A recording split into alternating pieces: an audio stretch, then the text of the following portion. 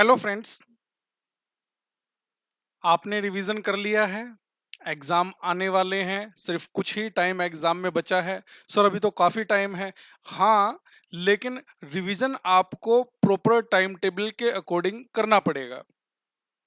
आपने रिवीजन कर लिया है, मैं आपसे बात कर रहा हूं रिवीजन करने के बाद।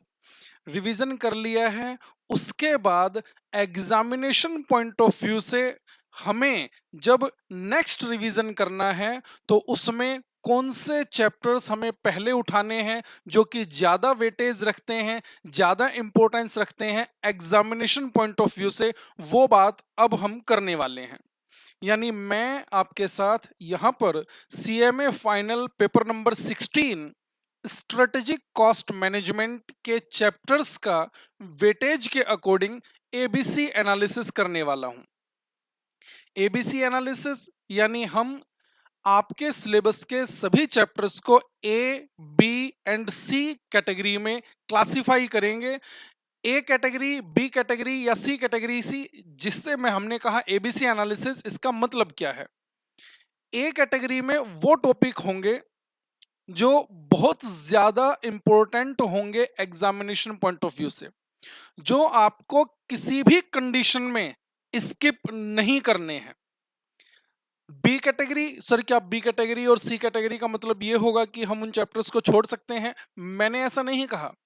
मैंने कहा ए कैटेगरी जो ज्यादा वेटेज रखते हैं, ज्यादा इंपॉर्टेंस रखते हैं एग्जामिनेशन पॉइंट ऑफ व्यू से, वो टॉपिक हमने ए कैटेगरी में रखे हैं। बी कैटेगरी जो इंपॉर्टेंट है नो डाउट, लेकिन ए कैटेगरी के कंपैरिजन में थोड़ा कम इंपॉर्टेंट है।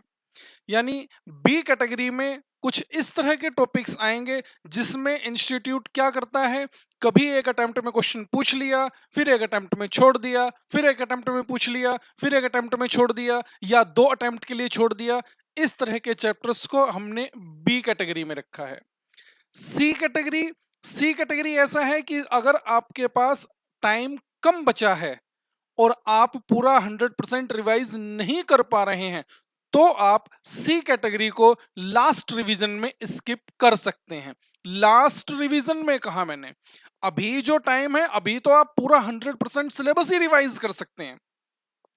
एक इंपॉर्टेंट बात जो आपको ध्यान रखनी पड़ेगी, जो मैंने यहां पर टॉपिक्स कैटेगरी वाइज कैटेगराइज किए हैं, वो हमने, जो हमारी बुक है एससीएम की, जो हमने अपनी क्लास में चैप्टर्स डिस्कस किए हैं, टॉपिक्स वाइज जो हमने अपनी बुक बना रखी है, मैंने एबीसी क्लासिफिकेशन उस बुक के अकॉर्डिंग किया है। यानी आप ये कहें कि सर इंस्टीट्यूट का स्टडी मटेरियल है, उसके अकॉर्डिंग जो यूनिट्स उसमें दे रखी हैं, फर्स्ट यूनिट या सेकंड स्टडी नोट या थर्ड स्टडी नोट में क्या है, मैं उसके अकॉर्डिंग बात नहीं कर रहा हूं। हमने उसी सिलेबस को इजीली अंडरस्टैंड करने के लिए कुछ टॉपिक वाइज क्लासिफाई किया हुआ है अपनी बुक में। उस अपनी बुक के अकॉर्डिंग मैंने यहां पर एबीसी एनालिसिस करके रखा है। सर आपने अपनी बुक में जो इंस्टीट्यूट का स्टडी मटेरियल है उसे कैसे टॉपिक वाइज डिस्कस किया है, आप इसका ओवरव्यू लेना चाहते हैं तो वो आप हमारे एससीएम का जो मैराथन यूट्यूब पर अवेलेबल है उससे आपको पता चल सकता है। यानी मैं आपसे क्या कह रहा हूं, अगर इंस्टीट्यूट का स्टडी मटेरियल आप देखेंगे तो एक term marginal costing, marginal costing में एससीएम का मोर देन 50% सिलेबस कवर हो जाता है। रेलेवेंट कॉस्ट कहें तो मार्जिनल का पार्ट है, बेसिक मार्जिनल कॉस्ट कहें तो वो तो मार्जिनल का पार्ट है ही, मेक और बाई कहें वो मार्जिनल का पार्ट है, की फैक्टर कहें वो मार्जिनल का पार्ट है, सब कॉन्ट्रैक्टिंग कहें वो मार्जिनल का पार्ट है। लेकिन हमने अपने सिलेबस को इजीली अंडरस्टैंड करने के लिए उसे टॉपिक वाइज क्लासिफाई किया हुआ है। तो टॉपिक वाइज क्लासिफिकेशन हमने एबीसी कैटेगरी में कैसे किया है वो देखते हैं।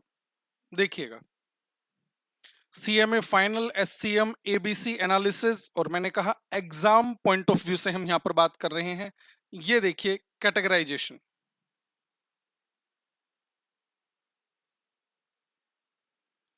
Strategic cost management, ABC analysis, exam point of view. ध्यान से, मैंने आपसे क्या कहा, ए कैटेगरी जो जिसे हम क्या कह रहे हैं, मोस्ट मोस्ट इंपॉर्टेंट हमारी ये होगी, मोस्ट मोस्ट इंपॉर्टेंट। इस ए कैटेगरी में भी ध्यान रखना, जो ऑर्डर मैंने यहां पर फॉलो किया है ना, उसी ऑर्डर के अकॉर्डिंग आप रिवीजन करेंगे। देखो, सबसे पहले स्टैंडर्ड कॉस्टिंग, सबसे पहले बच्चे आपको उठाना है स्टैंडर्ड कॉस्टिंग। स्टैंडर्ड कॉस्टिंग में अगर हम बात करें तो सीधा सीधा 12 से 15 मार्क्स का एग्जाम में क्वेश्चन आएगा। 12 से 15 मार्क्स, ध्यान रखना। स्टैंडर्ड कॉस्टिंग के बाद आप आएंगे डिसीजन मेकिंग में। मैं फिर बार बार आपसे कह रहा हूं, इंस्टीट्यूट के स्टडी मटेरियल के अकॉर्डिंग बात नहीं कर रहा हूं मैं, जो हमने अपना क्लासिफिकेशन अपनी बुक में किया हुआ है टॉपिक वाइज, उन टॉपिक्स के अकॉर्डिंग मैं यहां पर बात कर रहा हूं।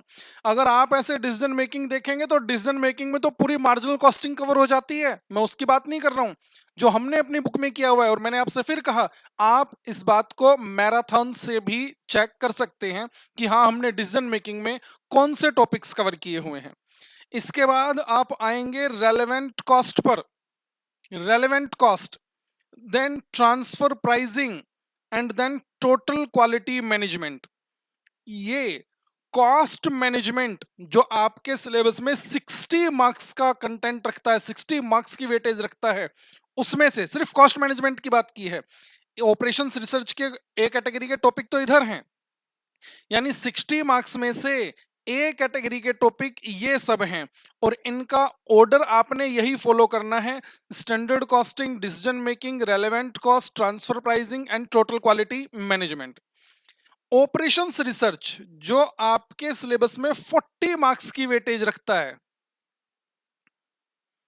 कॉस्ट मैनेजमेंट क्या बताया हमने, 60 मार्क्स। 40 मार्क्स में ऑपरेशंस रिसर्च में सबसे पहले आप उठाएंगे पर्ट सीपीएम। आप मानकर चलिए इसका क्वेश्चन बिल्कुल, मैं अगर कंपलसरी भी कह दूं, यानी आप कहें 99.99% इससे क्वेश्चन आ रहा है एग्जाम में। पर्ट सीपीएम के बाद नेक्स्ट नंबर पर हमने रखा है मैक्सिमा मिनिमा, जिसका कंप्लीट नेम क्या था बुक में, business application of maxima and minima. Then assignment, जो हमारा सिलेबस 2016 था उसमें असाइनमेंट से रिलेटेड क्वेश्चंस नहीं पूछे जा रहे थे, लेकिन सिलेबस 2022 में इससे क्वेश्चंस ज्यादा पूछे जा रहे हैं। Next learning curve, important topic. इसके बाद आप उठाएंगे सिमुलेशन, जिसमें हम डेटा को सिमुलेट करके बताते हैं प्रोबेबिलिटी के बेसिस पर। नेक्स्ट है time series and regression analysis, and last में हमने रखा है फिर लीनियर प्रोग्रामिंग। ध्यान रखना, ए कैटेगरी, ये जो ए कैटेगरी में ये सारे टॉपिक कवर हुए हैं, कॉस्ट मैनेजमेंट के भी और ऑपरेशंस रिसर्च के भी, इन्हें आप किसी भी तरह से स्किप कर ही नहीं सकते हैं। दूसरी बात, इनसे अगर आपने कर लिया तो आप ये मानकर चलिए कि आपकी 60 टू 70 मार्क्स की प्रिपरेशन हो जाती है। 60 टू 70 मार्क्स की प्रिपरेशन आपकी इन चैप्टर्स को कंप्लीट करके ही हो जाएगी। उसके बाद हम आते हैं बी कैटेगरी पर। इंपॉर्टेंट कैटेगरी रख रहे हैं हम इसे भी। ये मैंने कौन से टॉपिक कहे आपसे बी कैटेगरी में, जिसमें इंस्टीट्यूट एक अटेम्प्ट में क्वेश्चन पूछ लेता है, एक में स्किप कर देता है, यानी बीच बीच में स्किप कर करके इंस्टीट्यूट इनसे क्वेश्चन एग्जाम में पूछ रहा है। बी कैटेगरी में सबसे पहला टॉपिक है हमारा activity based costing. Second category है टारगेट कॉस्टिंग। अब आप देखो जरा, इंस्टीट्यूट का स्टडी मेटेरियल उठाओगे तो आपको वहां पर कोई टारगेट कॉस्टिंग के नाम से चैप्टर थोड़ी ना मिलता है, वो तो एक छोटा सा टॉपिक है। वो टॉपिक के अकॉर्डिंग ही हमने अपनी बुक में कंटेंट बना रखा था। Throughput accounting, next just in time, और ऑपरेशंस रिसर्च की बात करें तो गेम थ्योरी, गेम थ्योरी। सी कैटेगरी, सी कैटेगरी कौन सी इस कैटेगरी में कौन से टॉपिक हैं, जो मैंने आपसे क्या कहा, आप लास्ट वाले रिवीजन में, एग्जाम से पहले वाले रिवीजन में अगर आपके पास टाइम नहीं है तो तब आप इन टॉपिक्स को स्किप कर सकते हैं। सर, हमारे दूसरे फैकल्टी, हमने किसी और सर की वीडियो देखी थी, उसमें तो मार्जिनल कॉस्टिंग को सबसे इंपॉर्टेंट बता रखा था। बिल्कुल बता रखा होगा, और मैंने आपसे पहले ही कहा कि डिसीजन मेकिंग कहें, रेलेवेंट कॉस्ट कहें, ये सब मार्जिनल कॉस्टिंग की ही एप्लीकेशंस हैं, ये सब मार्जिनल कॉस्टिंग में ही कवर होता है। सर फिर आपने मार्जिनल कॉस्टिंग को सी कैटेगरी में कैसे रख दिया? यहां पर हम बेसिक मार्जिनल कॉस्टिंग की बात कर रहे हैं। बेसिक मार्जिनल कॉस्टिंग यानी ब्रेक इवन पॉइंट निकालना, प्रॉफिट वॉल्यूम रेशियो निकालना, जो बिल्कुल बेसिक मार्जिनल कॉस्टिंग थी, यहां पर हमने उसको रखा है। कभी आप सोचने लगे कि सर दूसरे सर ने तो मार्जिनल कॉस्टिंग को सबसे इंपॉर्टेंट बताया था, आपने इसे सी कैटेगरी में रख दिया। तो मैंने आपसे पहले ही कहा कि ये क्लासिफिकेशन हमने अपने टॉपिक वाइज जो बुक बना रखी है उसके अकॉर्डिंग करके दिया है, जिसे आप मैराथन लेक्चर से देख सकते हैं। आपको पता चल जाएगा मैराथन में भी कि बेसिक मार्जिनल कॉस्टिंग में क्या क्या कॉन्सेप्ट है। नेक्स्ट, मेक और बाय का जो डिसीजन है, यानी कंपोनेंट को परचेज करें या फिर in house in the factory produce करें। सब कॉन्ट्रैक्टिंग, और अगर ऑपरेशंस रिसर्च में बात करें तो ट्रांसपोर्टेशन प्रॉब्लम, जहां पर हम गुड्स को ट्रांसपोर्ट करने की बात करते हैं सेल्स आउटलेट्स में।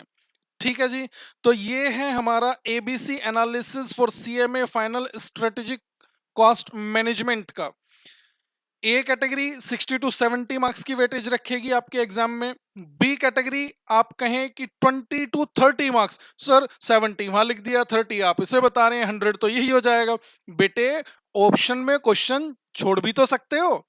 आपका पूरा एग्जाम 100 पे मार्क्स का थोड़ी ना होता है, 100 से ज्यादा का होता है। उसमें आपके पास चॉइस होती है कि हाँ आप इसमें एक क्वेश्चन छोड़ सकते हैं। और लास्ट में हमने बात की यहां पर सी कैटेगरी की। सर 30 मार्क्स के तो एमसीक्यूज आते हैं। अब एमसीक्यू को लेकर कुछ स्टूडेंट ऐसा मतलब क्या सोचकर बैठे होते हैं पता नहीं। 30 मार्क्स के एमसीक्यू में 15 क्वेश्चंस होते हैं 2 मार्क्स के, जिसमें से 15 टू 80 मार्क्स का प्रैक्टिकल होगा वहां पर भी। यानी मैं आपसे क्या कह रहा हूं, आपने स्टैंडर्ड कॉस्टिंग कर लिया या आपने पूरा प्रैक्टिकल सब्जेक्ट की पूरे 100% प्रिपरेशन कर ली है, उस एमसीक्यू में 30 मार्क्स में से 15 टू 18 मार्क्स प्रैक्टिकल कॉन्सेप्ट पर बेस्ड होंगे। थ्योरी की आप बात करें सर, थ्योरी भी आएगी। थ्योरी अगर आप चाहें तो आप ऑप्शन में उसे स्किप कर सकते हैं। तो इसलिए ध्यान रखें, ये आपने लास्ट वाले रिवीजन में एबीसी एनालिसिस के अकॉर्डिंग जो मैंने यहां पर आपको ऑर्डर दिया है, वो इस ऑर्डर को फॉलो करते हुए रिवाइज करेंगे। सर ये बार बार आप कह रहे हैं एग्जाम से पहले वाला रिवीजन, एग्जाम से पहले वाला रिवीजन, मतलब हमारा तो अभी सिलेबस कंप्लीट हुआ है, हम पहले कौन सा चैप्टर रिवाइज करें? बेटे सबसे पहला रिवीजन उसी ऑर्डर में करना जिस ऑर्डर में आपने सिलेबस कंप्लीट किया है। फर्स्ट रिवीजन आपका सेम उसी ऑर्डर में होना चाहिए जिस ऑर्डर में आपने सिलेबस किया है। अब आप खुद सोचकर देखो इस बात को। मैंने मार्जिनल कॉस्टिंग, और मैंने आपसे बार बार कहा बेसिक मार्जिनल कॉस्टिंग है, मैं सी कैटेगरी में से रख रहा हूं। आप अगर पहला ही रिवीजन इस ऑर्डर के अकॉर्डिंग करने लगेंगे तो मार्जिनल कॉस्टिंग, जब तक आपको बेसिक मार्जिनल कॉस्टिंग का पता नहीं चलेगा, बेसिक मार्जिनल कॉस्टिंग का रिवीजन नहीं होगा, आप रेलेवेंट का एनालिसिस कैसे कर पाओगे? रेलेवेंट कॉस्ट का आप डिसीजन मेकिंग की प्रॉब्लम कैसे सॉल्व कर पाओगे? तो बेसिक तो सबसे इंपॉर्टेंट रिवीजन करने समय होगा ही फर्स्ट रिवीजन में। एग्जाम की बात करेंगे तो आपसे फाइनल लेवल पर ब्रेक इवन पॉइंट पूछा जाना बहुत रेयरली चांस है। ठीक है, तो ये ऑर्डर आप ध्यान रखेंगे। सर हम फर्स्ट रिवीजन कैसे करें? मैंने आपसे कहा जिस ऑर्डर में आपने सिलेबस कंप्लीट किया है, जैसे मैं कराता हूं तो हमने अपना सिलेबस रेलेवेंट कॉस्ट से हम स्टार्ट करते हैं, उसी ऑर्डर को आपको फॉलो करते हुए जाना है। सर रिवीजन में क्या कुछ ऐसा है कि कौन सा क्वेश्चन हम करें और कौन सा क्वेश्चन हम ना करें? यानी हम अगर बुक उठाकर देखते हैं तो उसमें तो बहुत सारे क्वेश्चंस दे रखे हैं। हमने जब क्लास की थी तो क्लास करते हुए तो हमने बहुत सारे क्वेश्चंस बना रखे हैं। अब हम रिवीजन कर रहे हैं, अब हमें वो सारे क्वेश्चंस करने हैं या रिवीजन आपने लिख दिया, चलो यहां पर हमने लिख दिया स्टैंडर्ड कॉस्टिंग, तो क्या सर स्टैंडर्ड कॉस्टिंग के सारे सम्स बनाने पड़ेंगे? कौन सा क्वेश्चन आपने करना है कौन सा क्वेश्चन आपने नहीं करना है बेटे, वो हर स्टूडेंट के लिए अलग हो सकता है। हर स्टूडेंट के लिए अलग कैसे हो सकता है? हर स्टूडेंट कॉन्सेप्चुअली बिल्कुल इक्वल नहीं है। हो सकता है किसी स्टूडेंट की कमांड किसी टॉपिक पर ज्यादा हो, दूसरे टॉपिक पर कम हो, और ऐसा भी हो सकता है कि दूसरे स्टूडेंट की कमांड दूसरे टॉपिक पर ज्यादा है और पहले टॉपिक पर कम है। तो दोनों स्टूडेंट के लिए इंपॉर्टेंट बिल्कुल एक जैसे कैसे होंगे? तो इसलिए कौन से क्वेश्चन बनाने हैं, कौन से क्वेश्चन नहीं बनाने हैं, ये तो आप पर ही डिपेंड करेगा। हाँ, कौन से क्वेश्चन आपके अन्य रिवीजन के समय पर देखने चाहिए और कौन से क्वेश्चन नहीं देखने चाहिए, इसके लिए भी हमने एक वीडियो बना रखी है। वो वीडियो यूट्यूब पर अवेलेबल है, उसे आप सर्च मार सकते हैं, how to prepare for rank. और ये ध्यान रखें, रैंक के लिए प्रिपरेशन करने वाले कोई अलग प्रिपरेशन नहीं करते हैं, बस उन्हें यही है, आपके पास भी उतना ही टाइम है, जो रैंक लेकर आएगा उस बच्चे के पास भी उतना ही टाइम है, बस वो उसी अवेलेबल टाइम को बेस्ट कहां पर यूटिलाइज करे, सारा काम इसका है। तो आपने कौन से क्वेश्चंस देखने हैं उस लिमिटेड टाइम के अंदर, उसके लिए हमने एक वीडियो बना रखी है, how to prepare for rank. वो मैंने उसकी हेडिंग जानबूझकर ऐसे रखी थी, हालांकि हाउ टू रिवाइज भी अगर हम उसे कहें तो भी वो बात बिल्कुल ठीक होगी। How to prepare for rank, वो वीडियो आप यूट्यूब पर आपको मिल जाएगी, आप वहां पर देख सकते हैं, आपको पता चल जाएगा कि हाँ सर कौन से चैप्टर से कौन सा क्वेश्चन हमें करना चाहिए, और वो question student to student differ करेगा। ठीक है, तो चलिए अभी तक के लिए इतना ही। इस ऑर्डर को आप फॉलो कर लीजिएगा। फर्स्ट कैटेगरी ही ए और बी कैटेगरी अगर आपने पूरी 100% तरह से कर ली तो आपकी एग्जामिशन यहां से पक्की हो जाएगी। तो चलिए आज इतना ही रखते हैं, मिलते हैं फिर नेक्स्ट वीडियो में। Thank you very much.